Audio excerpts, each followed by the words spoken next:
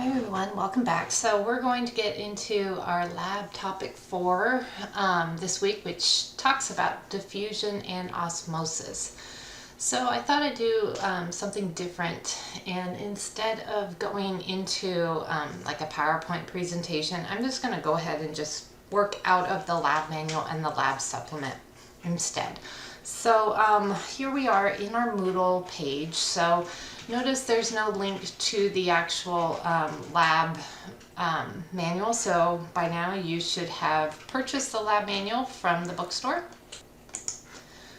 So if you don't have the lab manual, notice we don't have a link anymore. So you have to make your way over to the bookstore and purchase it in person in order to complete the lab. You need to download the lab supplement just like normal, so we have it available right here. So you're going to complete all of the questions from the lab manual, so pages 75 through 94 of the lab manual, and then of course have that supplement available with the video links so that you can basically supplement the parts that you can't complete from the lab manual. Okay, so I'm going to go ahead and take a look at both of those. So here's the lab supplement that you download, and then this is what the lab manual looks like. So by the end of this this lab, you should be able to describe the mechanism of diffusion at the molecular level. So in the lecture portion, we talked about it already. So it should already be familiar with you, as well as the factors that influence the rate of diffusion. You should already know what selectively permeable membrane is and explain what osmosis is about, but the lab will help you, as well as defining what hypotonic, hypertonic, and isotonic means. Discuss the influence of the cell wall on osmotic behavior. So we talked about it in lecture, so you'll actually get to see that in some slides with plants this week. You will basically get to demonstrate how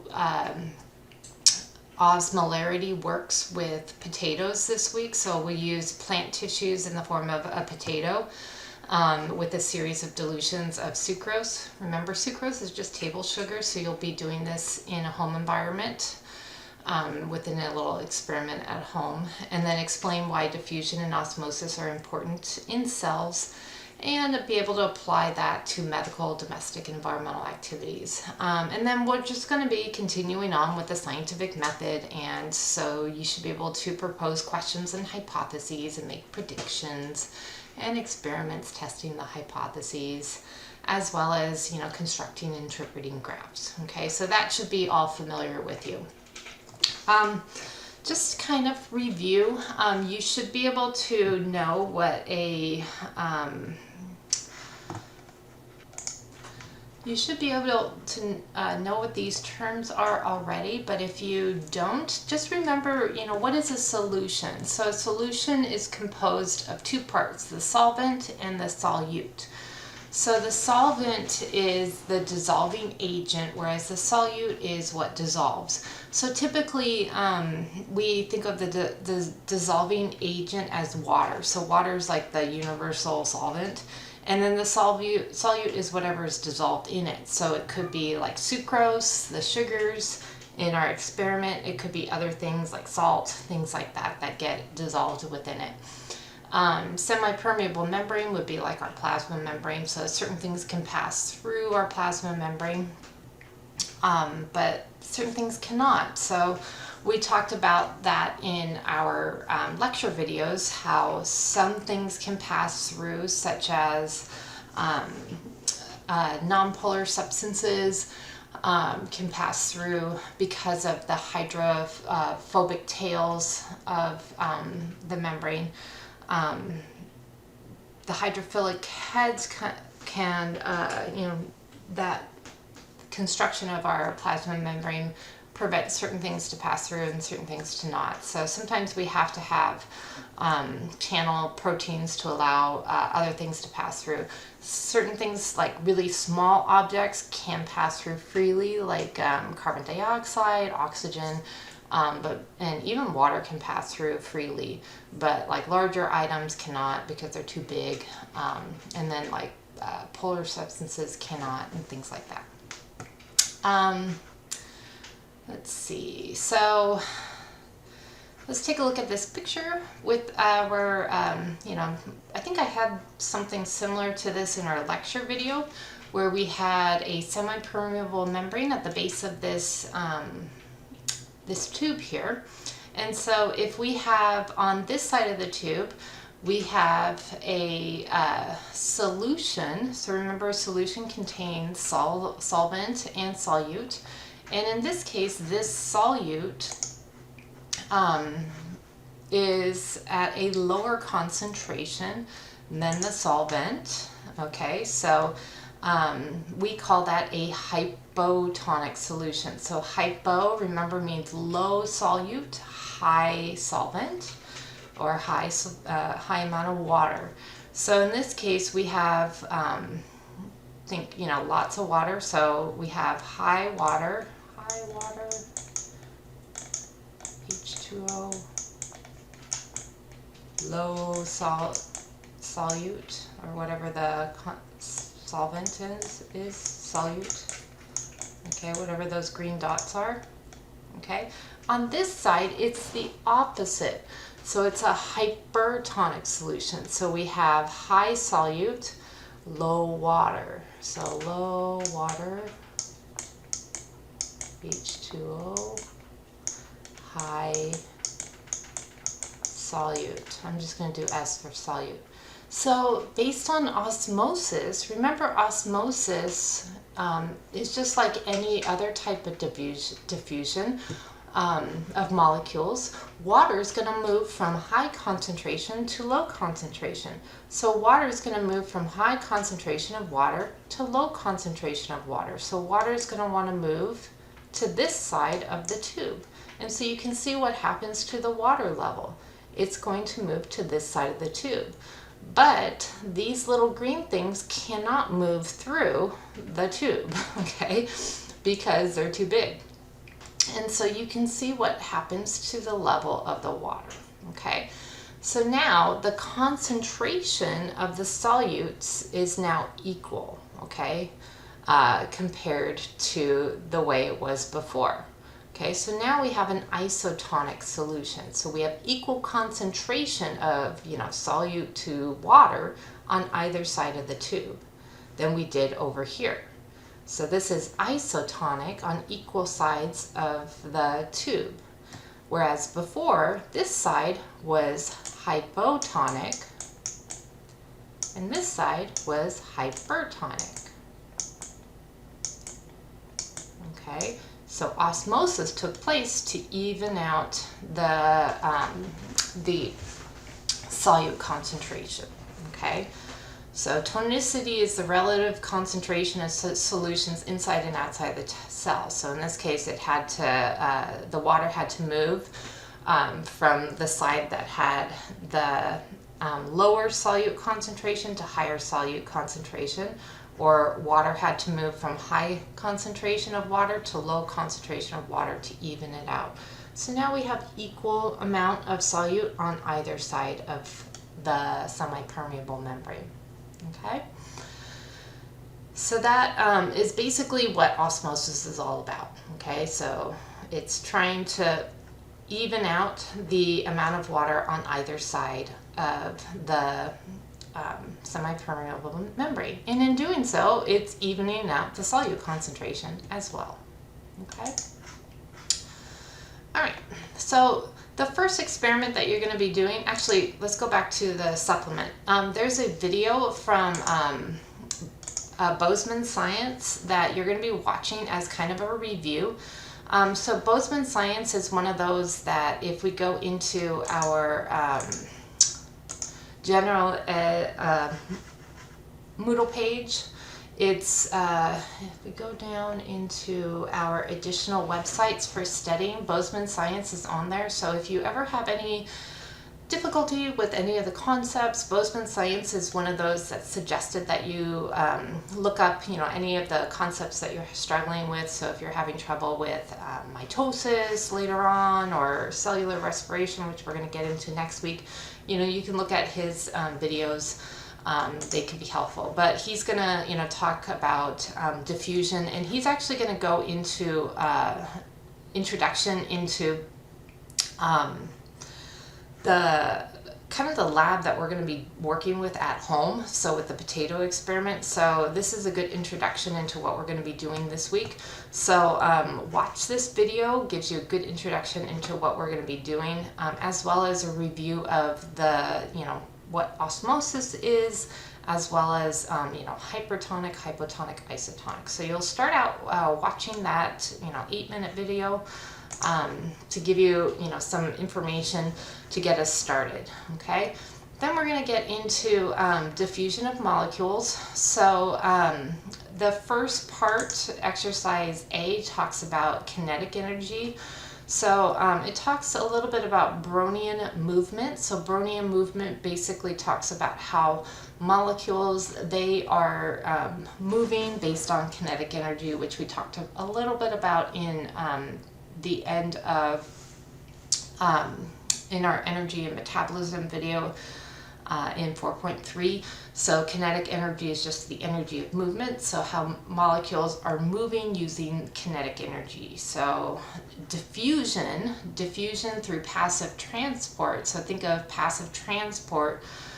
Diffusion is just, the reason why molecules move from high concentration to low concentration is through kinetic energy.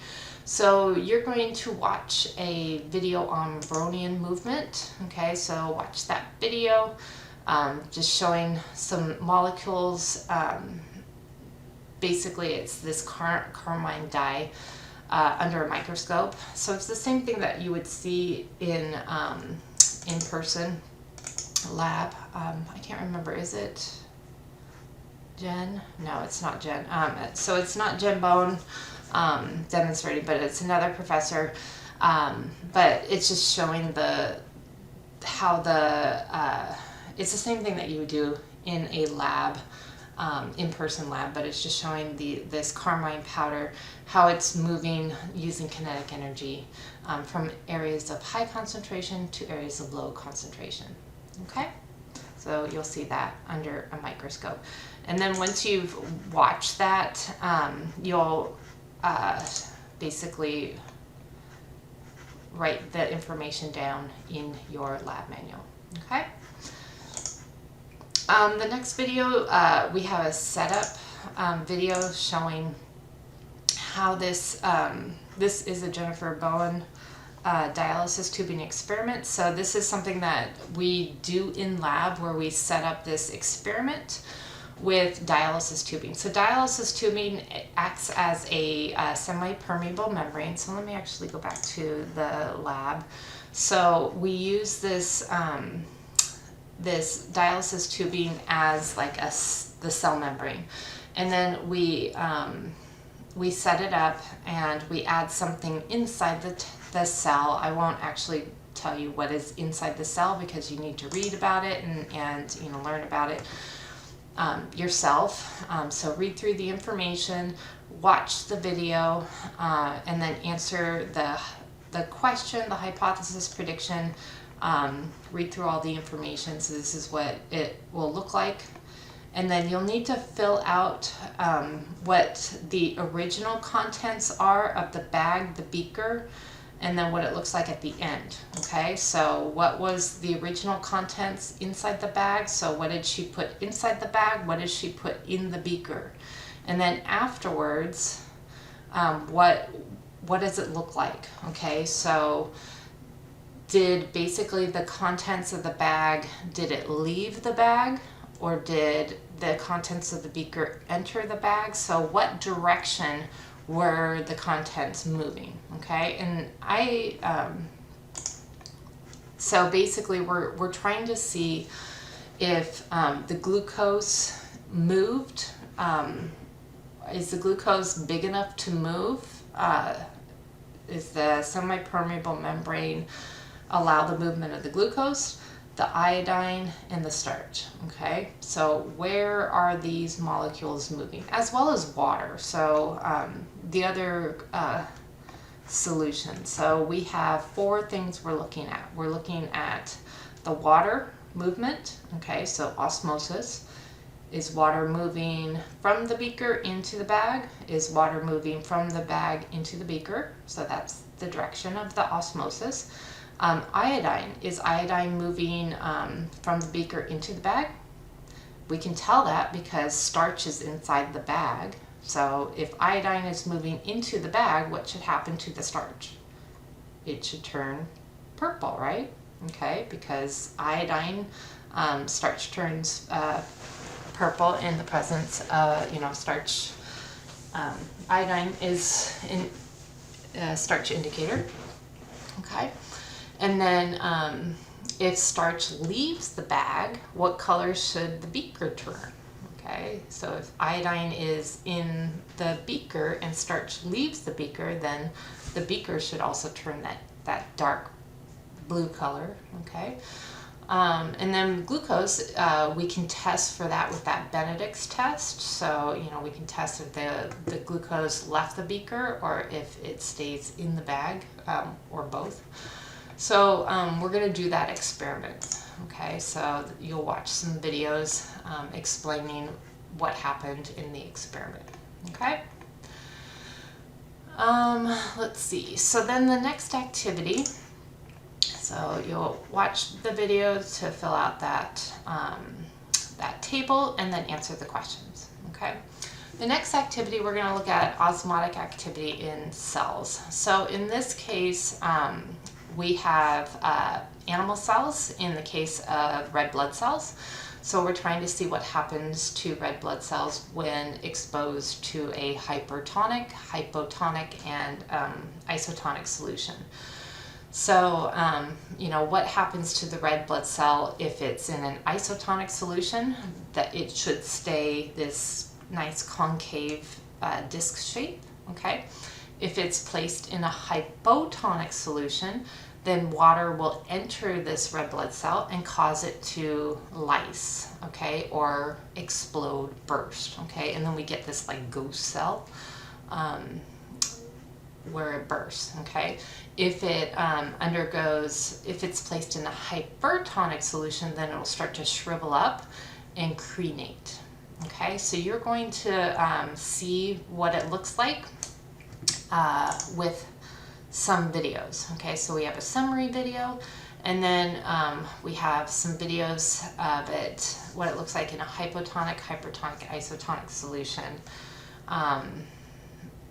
So different, videos showing that. We also have, so you'll, write what it looks like. Okay?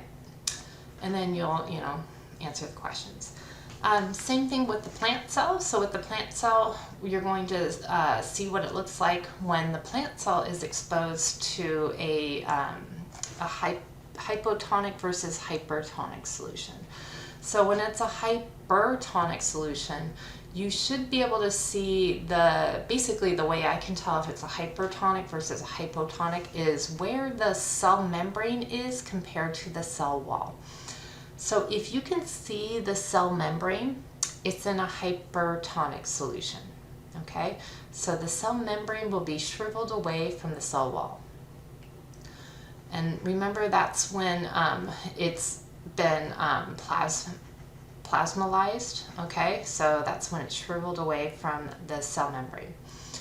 If you cannot distinguish the cell wall from the cell membrane, that means it's in a hypotonic solution, okay? So that means that it's filled with water and the plasma membrane is pushed right up against the cell wall.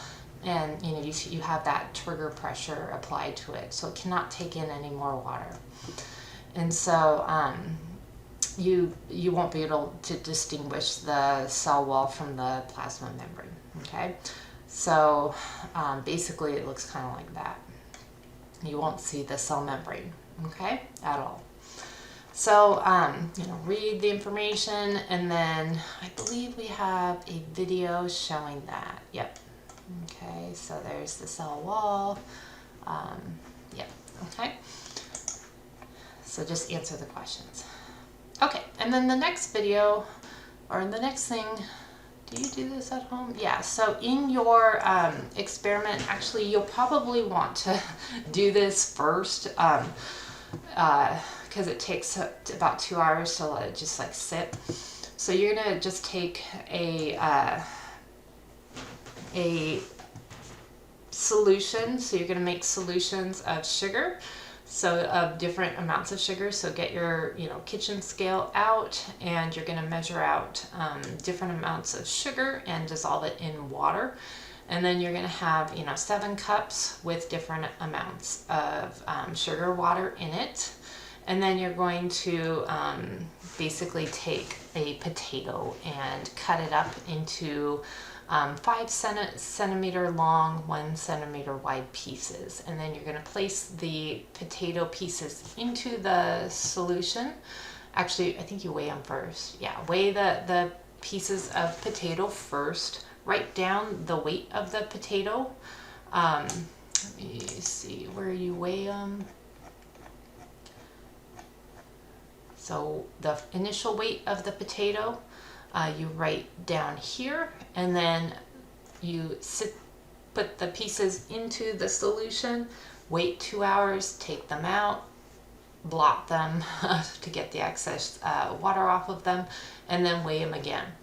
Okay, and then the change in weight will tell you if they gained water or if they lost water, and then that will tell you if, you know, based on that, if they gain water or lost water, will give us the idea of osmolarity. Okay, so if they were in an isotonic solution, that means that we found the potato that was in the correct environment. Okay, so that it had the same amount of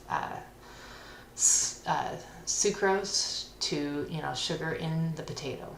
Okay, if it lost water, then we know that it was in a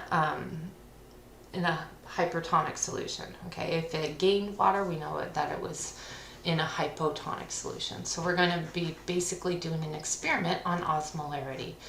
So you're going to set this experiment up on your own using your lab kit and a potato and some cups from your household and some sugar from your household. Okay. Once you've done the experiment, and there's a video to show you how to set it up, then, you know, while the experiment is running, it's a good idea to do the rest of the lab while you're running the experiment. Read the directions carefully first, and then you know, set the experiment up. And then once you've collected the data, you're actually going to graph the data here. Okay, so that way you can kind of see which one was isotonic, which one was hypertonic, which one was hypotonic. And then you're going to answer the questions. Okay. For experiment B, we're going to ignore that. Okay, so you're going to skip experiment B. Okay. Make sure that you take pictures of your results. Okay, so I would take a picture of your experiment before you put the potatoes into the water, and then after you take them out. During the experiment, and then after you take them out of the water. Okay, so that'll go with what you're going to be submitting. Okay, so you're going to be submitting pages 78 from your lab manual. So what is due? Let me show you. Go back. To go back all the way up to the top. So this page is due 78. 81 is due. So this page is due. 84 is due. So this whole page. 87.